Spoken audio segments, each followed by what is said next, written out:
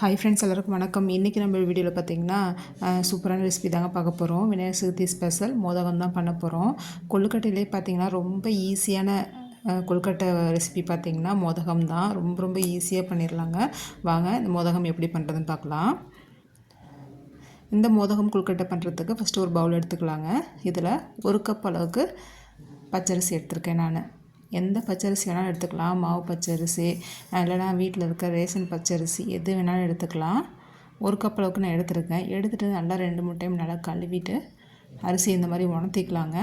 நல்லா இந்த மாதிரி சனியில் போட்டு நல்லா தண்ணியை வடிய விட்டுக்கலாம். இது ஒரு பக்கமாக இருக்கட்டும். தண்ணி நல்லா வடிஞ்சிட்டு நல்லா ட்ரை ஆகட்டும் அரிசி.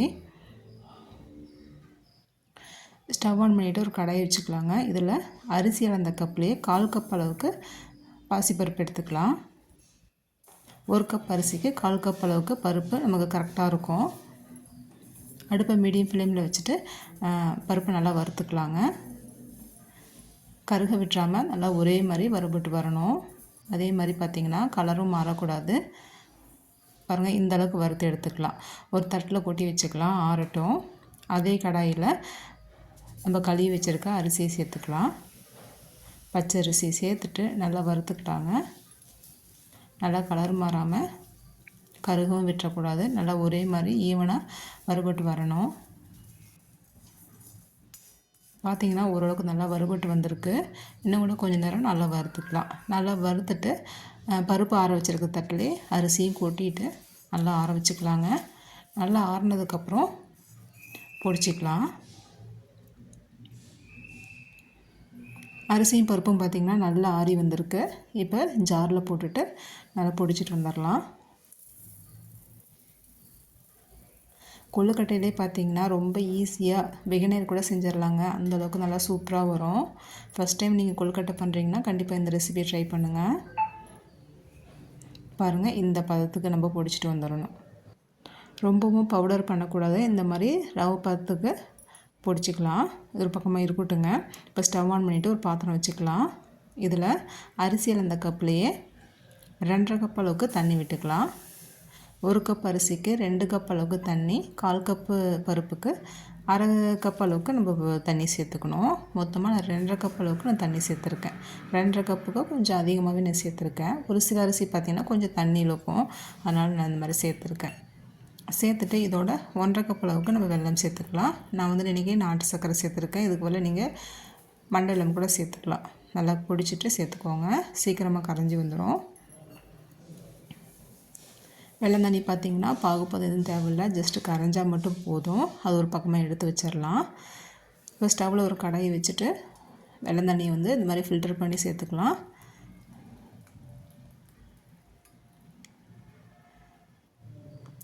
சேர்த்துட்டு இதோட அடுப்பை வந்துட்டு சிம்மில் வச்சுட்டு நம்ம அரைச்சி வச்சுருக்க பருப்பு அரிசி சேர்த்துக்கலாங்க. சேர்த்துட்டு நல்லா கலந்து விட்டுக்கலாம். நல்லா பவுடராக பொடிக்கக்கூடாதுங்க. இந்த பதத்தில் பொடிக்கும் போது தான் நமக்கு இந்த மாதிரி கட்டிப்படாமல் இருக்கும். நம்ம சாப்பிடும் போதும் கொழுக்கட்டை சாப்பிடும் போதும் நல்லா மென்று சாப்பிட்றதுக்கு நல்லாயிருக்கும். இந்த மாதிரி நல்லா கலந்து விட்டுட்டு மூடி போட்டு வச்சுருங்க. அடுப்பை சிம்மில் வச்சுட்டு பருப்பும் அரிசியும் பார்த்திங்கன்னா நல்லா வெந்து வரணும். நல்லா இந்த மாதிரி மிக்ஸ் பண்ணி விட்டுட்டு திரும்பவும் வந்துட்டு மூடி வச்சுக்கோங்க. நல்லா கரெக்டான பதத்தில் வெந்து வந்துடும். இந்த டைமில் 1 ஸ்பூன் அளவுக்கு நெய் விட்டுக்கலாம். நான் வந்துட்டு கொஞ்சமாக ஏலக்காய் தூள் வந்துட்டு பொடிச்சிட்டு சேர்த்துருக்கேன். நான் வீடியோ எடுக்க ஆன் பண்ணாமல் விட்டுட்டேன். கொஞ்சமாக ஏலக்காய் தூள் சேர்த்துக்கோங்க. நல்லா கலந்து விட்டுக்கலாம். லாஸ்ட்டாக அடுப்பு ஆஃப் பண்ணுறதுக்கு முன்னாடி ஒரு கைப்பிடி அளவுக்கு தேங்காய் துருவல் சேர்த்துட்டு நல்லா கலந்து விட்டுட்டு அடுப்பு ஆஃப் பண்ணிக்கலாம்.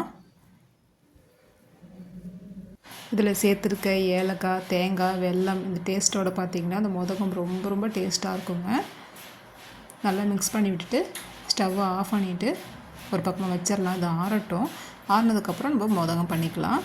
நான் வந்து பார்த்திங்கன்னா இன்றைக்கி மோதகம் வச்சு எடுத்திருக்கேன். இதில் வந்துட்டு கொஞ்சமாக நெய் விட்டுக்கலாம். நெய் இல்லைன்னா எண்ணெய் தடவிக்கலாம். அப்போ தான் நமக்கு கொழுக்கட்டை வந்து ஒட்டாமல் வரும். அச்சு உள்ளே வச்சுட்டு நம்ம எடுக்கும்போது ஒட்டாமல் வரும்.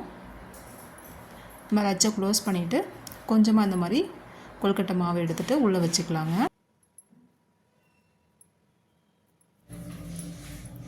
உள்ளார எந்த அளவுக்கு நமக்கு மாவு வைக்க முடியுமோ அந்த அளவுக்கு நல்லா உள்ளார அழுத்தி விட்டு கொழுக்கட்டை மாவு வச்சுக்கலாங்க.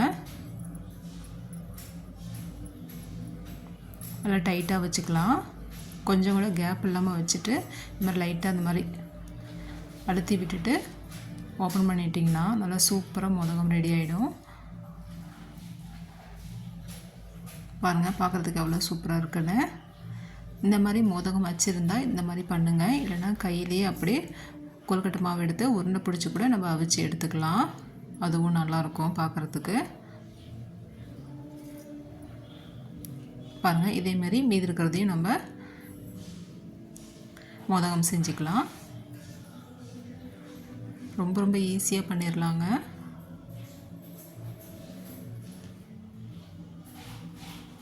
இதே மாதிரி மீதி இருக்கிறதையும் நம்ம மோதகம் செஞ்சு எடுத்துகிட்டு இந்த மாதிரி இட்லி பானையில் வச்சு அவிச்சு எடுத்துக்கலாம்.